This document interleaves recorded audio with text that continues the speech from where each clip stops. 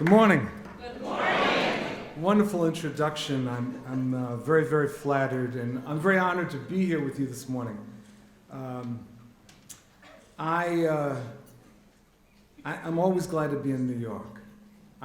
If you can't tell and listening to me, I am from New York, and that's my identity. When people say, "Well, where are you from, Bill?" I am from New York. I live in exile in Maryland. So I've been asked to address this question of people power. What clues does history offer? And I frequently like to utilize metaphors, particularly from from films. And there was something that hit me by way of a preface. And it comes from the film The Poseidon Adventure. From the 1970s with Gene Hackman and Red Buttons and Shelley Winter, and it was remade a few years ago called Poseidon. So let me just set the stage for a second. So there's this cruise ship that is on New Year's Eve going through the ocean, and everything is fine, everyone is having a good time and relaxing, and all of a sudden something called a rogue wave appears. And I used to believe that wasn't true. There are, in fact, these rogue waves. And this huge wave comes and turns the ship upside down. Now, most of the people on the ship are in this ballroom where there's a New Year's Eve party. And so the purser says, we should stay here and wait for help. And most people say, yeah, that's right. Well, Gene Hackman says, this area is going to flood. We've got to get out of here. And so there's this huge Christmas tree.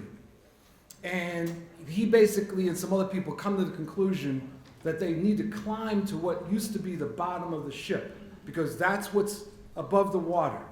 And that's the most likely way that they will escape. So people ridicule them, but they start climbing this tree. And when they get to the top of the tree, they're appealing to people to climb up the tree. And the purser says, no, we must wait for the captain, and then we will have safety. And at the very last minute, the water starts coming into the ballroom.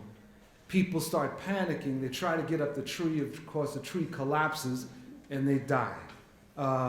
It was those that climbed the tree initially that had the chance of survival. And there was never a guarantee that they would live. But there was a guarantee that if they sat there and waited for hope, that they would die. Thus, the first rule of thumb, which we always have to think about and understand from history, is that you cannot wait for change or simply hope that things will work out. It just simply doesn't work that way. And there's a related point that we have to look at. Why did those people sit in the ballroom waiting? I mean, it was evident that there was major danger. But let's go more broadly. Why do people fail to resist? I don't mean everyone. Obviously, there's resistance. But why is it that so many people refuse to resist, refuse to rise up in the face of clear examples of the kind of oppression and degradation that we're facing? Why, in the face of wealth polarization and growing authoritarianism, is there not a massive upsurge on its own terms? And I want to identify a few things. One is that, to borrow from Wilhelm Reich, the structure of society and families overall encourages a deference to authority. And there is a tendency of too many people to basically say it is essentially wrong to resist. Now, they may not say that verbally, but inside they believe that. It is wrong to resist. It is wrong to engage in an upsurge. We have to defer to authority. There's a second thing. Obviously, many people are intimidated by the violence of the state. But it's not just that. The state cannot dominate simply through violence. What also happens is that people internalize oppression. They start blaming one another. So, for example, in the immigration debate, When you have workers that say, I'm losing my jobs because of immigrants, no, danger, Will Robinson. You're not losing your jobs because of immigrants. You're losing your job because of capitalism. So let's put it on the table.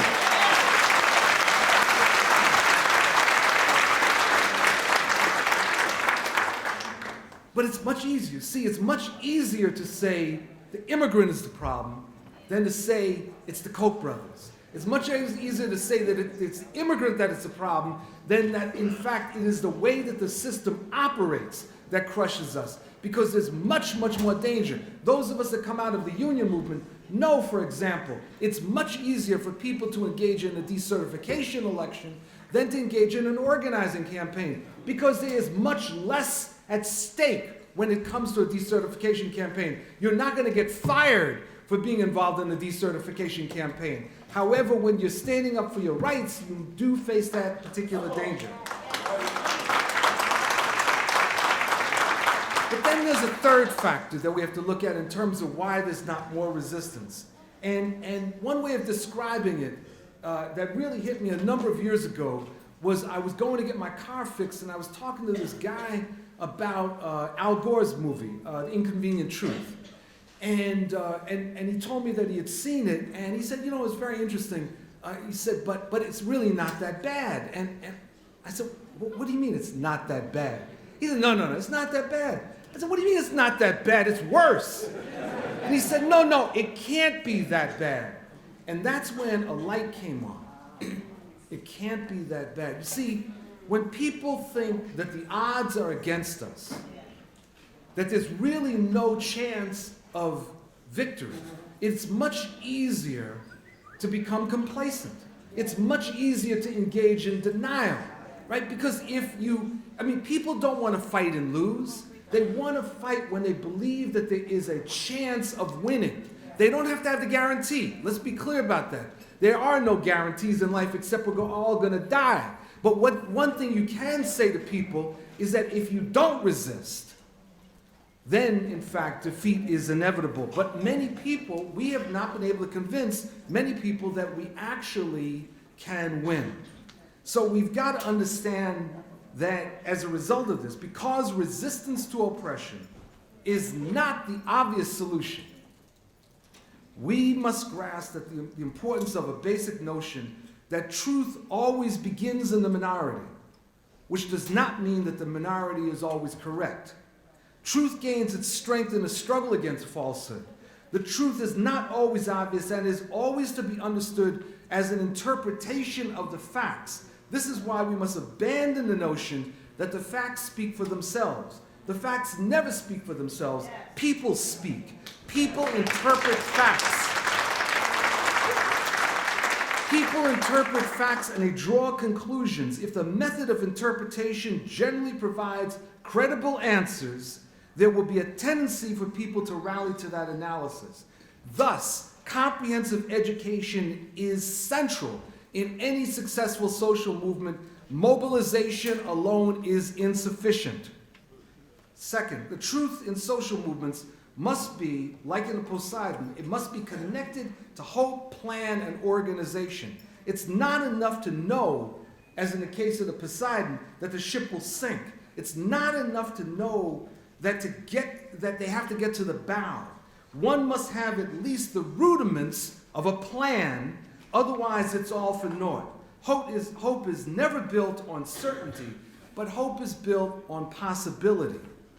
Now, having said this, by way of a preface, let me explore some of the clues that I would identify that can be of use to us when we're building social movements and fighting for people power. And I came up with 9 points. The first one, building a conscious social movement is more akin to a baseball game than a basketball game. Why? Because of endurance. See, there's no gong clock. There's no, when the baseball game goes until the end. That means that you have to have a team that is prepared for endurance. It's not like there's an extension unless there's a tie, right? The game continues. That means in social movements, you have to be thinking the long term. You can't be thinking about, we have a limited amount of time in order to pull this off, and if we don't do it by that point, we all go home and watch repeats of Burn Notice. There is no specific time. Now, in history, there's plenty of examples of this. I want to just start with the anti-lynching movement associated most with Ida B. Wells. One of the fascinating things about the anti-lynching movement is that they didn't win. They started in early 1900s. They started as a small group of people that was pointing out the constant murder of African Americans that was taking place in the South, and indeed the murdered Chicanos that was taking place in the Southwest. They began this movement. That movement was absolutely essential to the creation of what ultimately became the modern civil rights movement. I would say without it, there would not have been such a movement. But they had to take the long view. They had to take the long view. It wasn't about fighting for a particular election cycle or a legislative cycle. It wasn't that if we didn't get this legislation in this time, it was all over. If you look at the history of the first half of the 20th century, what's amazing is the constant reference to the anti-lynching movement and the anti-lynching legislation that was attempted through Congress. So even though they failed, they actually succeeded by recognizing this is a long, long battle. Second point, for movements to sustain themselves, they must cascade, and cascading can transcend social sectors. Well, what do I mean by that? Well, let me give you an example of what cascading is not. In 2008, early 2009, there was a momentous struggle in Chicago. You may remember Chicago Windows and Doors, where workers took over a factory and held it until they succeeded in their demands around severance. Now, at the end of the Republic Windows and Doors occupation, there were people that said, okay, now we know throughout the country people are going to start taking over factories. Well, it's 2015. It hasn't quite worked out that way. And you can have struggles that are successful. Cascading is when they take on a certain kind of momentum. And it's like what made the 60s the 60s? What made the 30s the 30s? It wasn't just one social movement that came together. What you had in both of those decades was, and it was actually more than decades, was an overlapping of movements. The Black Freedom Movement contributed soldiers to the development of the women's movement, that contributed to the anti-war movement. All of these movements started interfacing. There were people that were involved in multiple movements. And there was an organized left in each case that helped to intertwine all of this. So it wasn't just that it happened on its own, but even when you have within a struggle, you can have a cascading, and you must have a cascading, which is what makes the Black Lives Matter movement so critical, right? That it wasn't just, as many of us were familiar with who have been involved in anti-police brutality cases, where you have one battle, major demonstration, people start screaming, and then it dissipates. The cascading is that it starts taking on momentum, it starts moving, and people are talking about it. It becomes a point of identification, etc., etc. These are critical for building real movements. But, point 3, cascading rarely takes place on its own. There is a need for a conscious element. And I would say this is one of the major faults of virtually every social movement, and particularly the movement I'm very familiar with, the organized labor. We keep waiting for something to happen spontaneously. And when it doesn't, you see, when you don't get history, you can fall into despair. When you think that because of a great struggle and a great victory, that all of a sudden the masses are going to rise, and when they don't, then people say, well, what are the masses, stupid?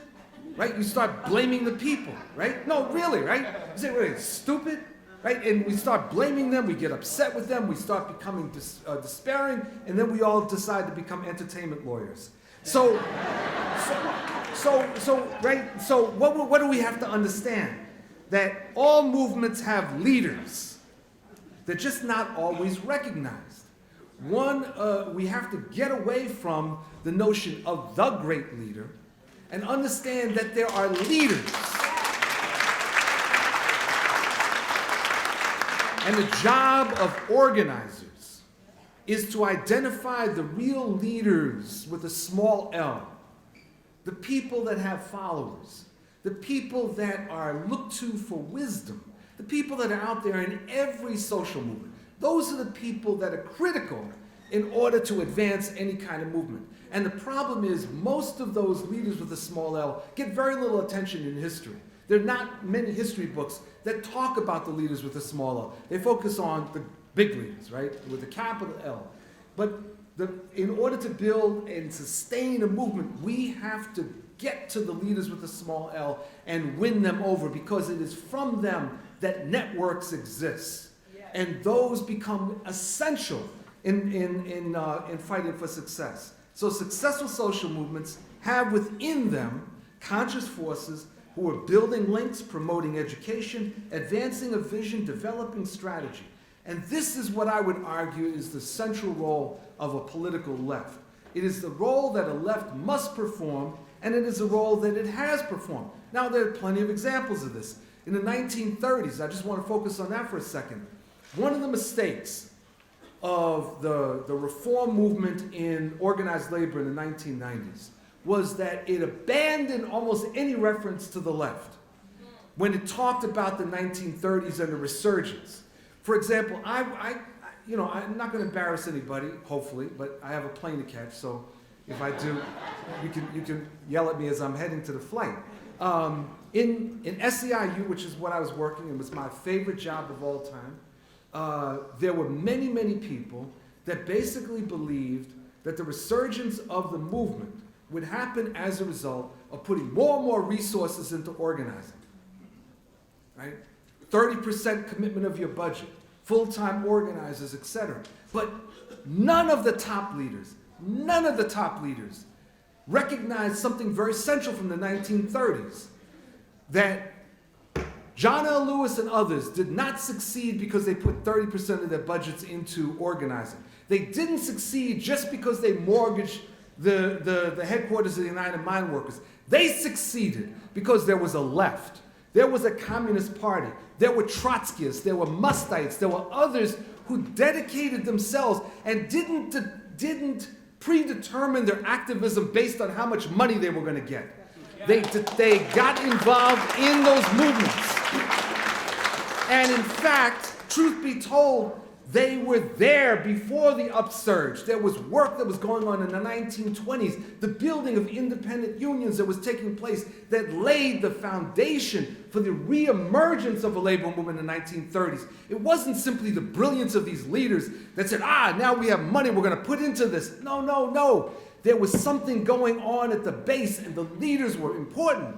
Don't get me wrong, it wasn't that they were unimportant, but it was the existence of a left that started tying forces together, that provided information, that provided education, that encouraged people in the unemployed movement and in others to step forward.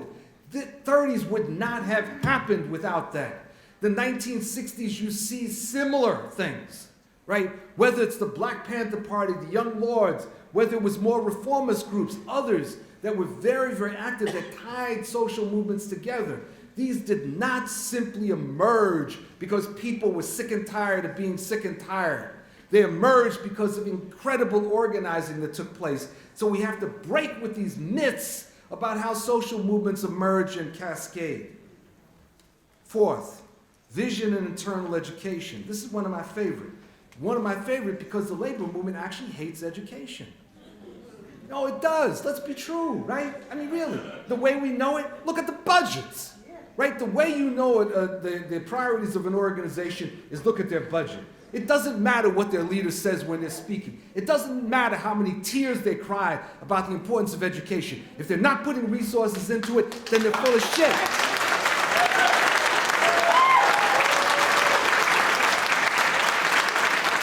Now, in order to grasp this issue of education, we have to understand there's really two views of progress and progressive movements. There's the Magnificent Seven view, and then there's the view that the masses of people make history. Now, let me just start with the Magnificent Seven. The original version of that was called The Seven Samurai, and then it was remade as a Western. And the basic idea in Magnificent Seven were these seven gunfighters basically went in to do the work of these Mexican peasants who were being messed with by a bandit. Well, unfortunately, in many of our movements, and certainly in labor movement, we have the Magnificent Seven view, right? That is that we know how to fight. We'll take care of it. We've got all the ideas. We'll, and every so often what we'll do is we'll mobilize the masses, just to make sure that everything looks good, right? And so, you get the masses out in demonstrations, hundreds, maybe thousands, but it's the Magnificent Seven that have the control. Now, the alternative view is the idea that the masses of people actually make history, right? And that view means that regular people need to be one to a vision, plan, strategy, right? It means that you've got to spend time talking with people and helping them understand why their asses are being kicked. They know that their asses are being kicked, but they're not necessarily sure why or who is in the boot. Education, right? Education is that dialogue between adults, right? It's not just a PowerPoint presentation. It's a discussion. It's helping people put things together till that moment arises when you look in their eyes and they say, and it's like the light goes on and we're off to the races. That's the education that we need to be talking about. And it's in complete contrast to the Magnificent Seven. It's in complete contrast to the idea that all that we need to do for mobilization or for change is mobilizing people, getting people to turn out to demonstrations, having those placards, bussing people in, right? And having them sis boo ba, rah, rah, rah, right? That is not about change. That is fundamentally about manipulation. So therefore, we've got to be thinking about a transformative movement. And there's plenty of examples. If you look in the civil rights movement, the citizenship schools, which ostensibly were about helping people prepare for being able to gain their voting rights, but actually we're helping to create and shape a worldview of fighters. Or you think about the political education classes that the Panthers, the Young Lords, the Brown Berets, and others would hold, right? That brought in all kinds of activists. When I was in high school, there were people that were terrible students, that all of a sudden, after reading the autobiography of Malcolm X or something else, became transformed and started eating up everything that they could read, going to political education classes, and becoming incredible scholars, right? This is what happens. This is the beauty of movement, real movement education. Fifth point, we win when we build broad fronts and coalitions. Therefore, we have to always be wary of sectarianism and arrogance. As many of our parents have told us as we were growing up, the same people you meet on your way up, you meet on the way down, right?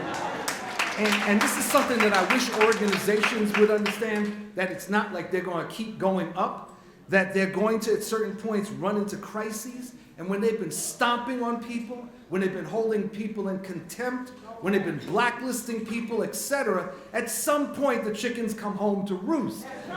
When they need help, all of a sudden it's like, well, shit happens, guys. So we've got to understand that when organizations are in ascendance, that there has to be some level of humility. I'm not being naive, but there needs to be some level of humility, understanding that may not always proceed.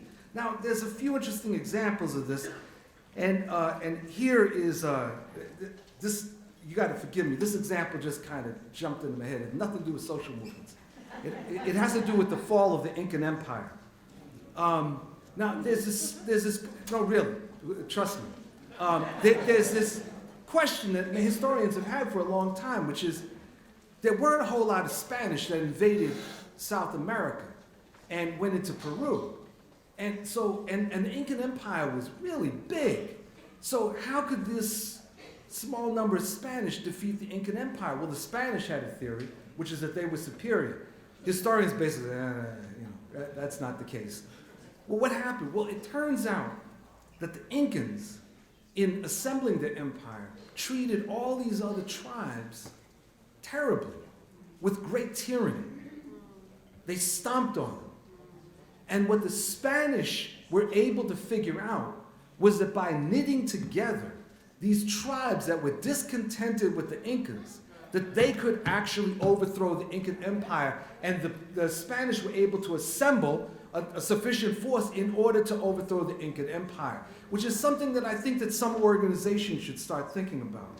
Now, in a contemporary sense, more contemporary sense, we must have a movement that really allows breadth. Now, in the 1970s, there's plenty of bad examples. Virtually every social movement that emerged thought that there was a short distance between God's mouth and our ear, right? That somehow we had the truth, and there was only one truth. And it was one that we had. And if you diverged anybody, you were an enemy of truth. You were an enemy of justice. You were an enemy of the people. And as a result, while the right was rising, we were in fact crumbling. Now, there were some interesting counterexamples of the idea of a broad front. One is the United Farm Workers' Great Boycott. And one of the things about what the farm workers did before they turned in on themselves was that they created a situation where virtually anyone could participate. It was something that it became not just a cause célèbre, but it became something that encouraged the participation of people, whether they were Chicano or not, whether they were immigrants or not, whether they were union people or not. There was always a space. The same was true in the anti-apartheid movement in the 1980s. Now, let's just destroy a few myths. The anti-apartheid movement in the 80s was the result of 40 years of work. It wasn't the brilliance of Randall Robinson, even though Randall is absolutely quite brilliant. It wasn't just that there was an incident that sparked things. It was 40 years of work. But when the movement really starts to catch fire again in the 1980s, what's fascinating is that it was incredibly broad. There was, whether you agreed with the African National Congress or the Pan-Africanist Congress of Azania, did not fundamentally matter. There was a space for you. Whether you were a communist or whether you were a nationalist did not fundamentally matter. Whether this was your first time in activism or whether you were 80 years old, it did not matter. That is the sort of scope. That's the atmosphere that, in fact, we need to advance. 6th point. Our opponents will always have more resources than we will, which is why we need people and a just cause. Now, I spoke in this site a few weeks ago, and one of the things I said then, and I've been saying a lot, is that I'm really getting tired of people complaining about the Koch brothers. I really am. You know, I'm just so sick. Do not, if you come up to me afterwards, please don't say anything about the Koch brothers. You know, I might just go through one of those moments, right? And I'm sick of it because this is the way the story goes. Oh God, they have so much money. They got zillions of dollars. We'll never have that money. In the next election, they're going to be dumping gobs of money onto this candidate or that. We will never have that much. And you know, I did a little study, and I found that there's not one time in history that the oppressed had more money than the oppressor.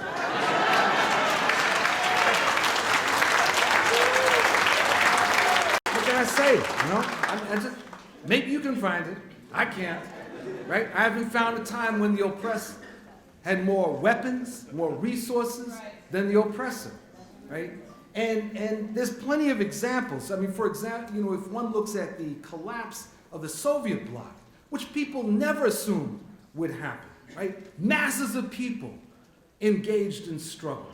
If you look at the situation in South Africa, the South African government had nuclear weapons, right? I mean, we're not talking about firing slingshots. We're talking about nuclear weapons, which in fact some elements of the South African military were prepared to use against the frontline states as well as against the domestic movement. The resources did not exist with the ANC or the PAC or anyone else, except for one thing: the people. And the fact that they were able to build a global movement, which in fact isolated South Africa and made it possible to win. So we've got to get past this idea that we need the same, or that we'll ever be able to get the same resources. For example, in the labor movement, people talk a lot about, well, we need our own radio stations and newspapers. And that's all good, right? I'd love that. That'd be fantastic. But let me just calm everyone down. It's not going to be like Fox News, right? And I don't mean either. I'm not talking about the content of so-called Fox News. I'm talking about it's not going to have those kind of resources. It doesn't exist. So we've got to think differently. It's called asymmetric warfare. Point 7. Our opponents will use every tool in their arsenal to defeat progressive movements, including repression. Now, I really want to underline this. How many of you have ever heard of COINTELPRO? COINTELPRO. Okay, for those of you that have not heard about it, COINTELPRO is an acronym for Counterintelligence Program. It was a program originally created by the FBI to destroy the Communist Party. And in the 1960s, it was morphed into a program that was aimed at destabilizing progressive movements, including but not limited to the African American movement. It was used against African Americans, Native Americans, Puerto Ricans, Chicanos, Asians, etc., the anti-war movement. And it was incredible in terms of destabilization. There were all sorts of things that were done, including the murder of Fred Hampton on December 4th, 1969. There was also the creation of feuds within groups. The split in the Black Panther Party in March 1971 was a direct result of the COINTELPRO operation. And one of the things that we've got to learn from that is the danger of rumors. The danger of rumors, that what happens with rumors is that they end up coming to the service of our enemy. That our enemy often spreads rumors or they enhance rumors. And then when we run off with the mouth and continue that, what that does is, in fact, it undermines the morale of the movement. It tears people apart. People start fighting over things that they should not be fighting about. I had a situation several years ago where I signed on to a letter criticizing Zimbabwean President Robert Mugabe for the repression of movements that were going on. And there were a number of people who agree with me on 95% of other things, but decided at that point that I was an agent. And so I ran into somebody at a rally. And so this person says, "Oh, you're Bill Fletcher." I said, "Yeah." He said, "Oh, we used to call you Brother Double O Soul." Now that was not a compliment. It didn't mean that I looked like Daniel Craig or Sean Connery. And she thought this was really funny. She was just laughing. I said, "I got it. So you think I'm an agent, and I call you a Mugabe chump. And the next thing we'll be shooting each other." And she said, "Well, that would never happen." I said, "Have you ever heard of COINTELPRO?" Right? See, we've got to be very careful about how we handle differences. Not every difference is a difference that necessarily should result in us not speaking to one another, let alone not denouncing one another. But the other thing that we've got to understand is that there's a great danger of authoritarianism throughout the advanced capitalist world, and we're seeing it in a number of ways. A few miles to the north in Canada, there's a piece of legislation called Canadian Law C-51. If you're not familiar with it, you should Google it. It is one of the most incredibly repressive pieces of legislation that I've heard of in recent times. And it suppresses all kinds of activism. We're seeing that. We're seeing in the United States issues of voter suppression. And so we've got to understand that our opponents do not play fair, even though they demand that we do. They do not play fair. They're not interested in a level playing field. They're interested in destroying us, pure and simple. And at this point in history, for a variety of reasons, not just in the United States, their aim is to take out progressive movements. 8th point, our goals must exceed what we can win today, yet address the needs of the moment. A movement goes nowhere if it is less than compelling. It must offer a challenge not only to the system, but to its own base. That what I have found time and again is that when people are gripped by a vision and mission, they will do extraordinary things. When they are not, they will fall prey to the demands of ordinary life. So we've got to understand that all of the reforms that we're fighting for must be judged based on the extent to which they bring us closer to our goal. Plenty of examples of that. I mentioned before the anti-lynching movement, the fight around healthcare reform, particularly those of us who are single payers, which has been a long time fight. I would argue that actually goes back to the 1940s, when we came very close to actually having single payer health care. But the issue of perseverance and keeping that vision in front of people, the struggle of land rights in the Southwest, which many, many Chicanos thought that they had essentially lost, but others insisted on continuing to fight. The issue of immigration reform. Finally, ninth point, we need urgency, not anxiety.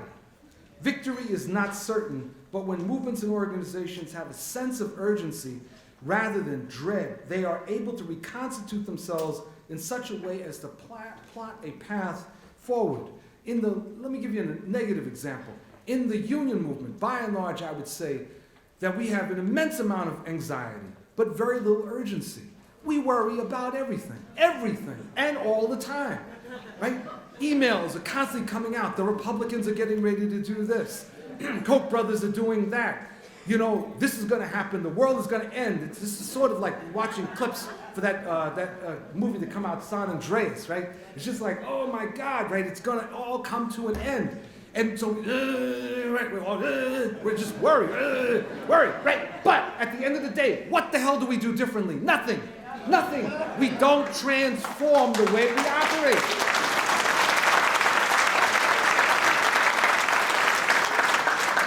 Instead of recognizing that the conditions under which we're operating necessitate that we completely retool, we continue to think we can fight the old way. I mean, one example that I love to use from history is the French resistance. This is a positive example. The French got their asses kicked by the Germans in 1940, right? They lost. And at that point, there were three options. They could become collaborators like the Vichy, they could go to Britain with de Gaulle, or they could become guerrillas, the Maquis, in France, which was led by the communists and the socialists. Now, the guerrillas that stayed in France, they recognized they didn't have tanks, they had very few machine guns, they had no airplanes. They had to fight differently, had to change the nature of warfare. They could not fight the Germans as if it was January 1940. They had to fight in a different way. This is when anxiety is placed aside and urgency emerges, that people understand we actually have to do it differently. We have to fight our opponents differently. So we have to remember, by way of bringing this in for a landing, those few people that in the Poseidon adventure climbed that tree. They had urgency rather than anxiety. They had a situation, they had to either move or they would die, advance or perish. These are our choices, with absolutely no guarantees of success, yet plenty of guarantees of challenge and the excitement that can come if and when we win. History reminds us that victory is possible. It is absolutely possible, but it is not inevitable. Thank you very much.